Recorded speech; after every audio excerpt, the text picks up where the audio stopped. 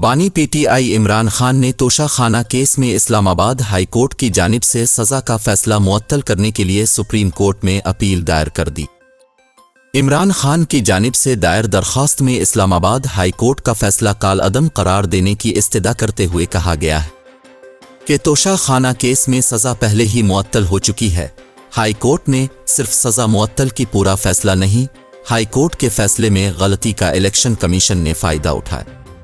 दरख्वास्त में कहा गया है कि इलेक्शन कमीशन ने बानी पीटीआई की नाअहली का नोटिफिकेशन जारी कर दिया। इंतखाबात करीब हैं। बानी पीटीआई मुल्क के साबिक वज़ीर आज़म हैं। मुल्क की सबसे बड़ी जमात के लीडर को इंतखाबात से बाहर नहीं रखा जा सकता।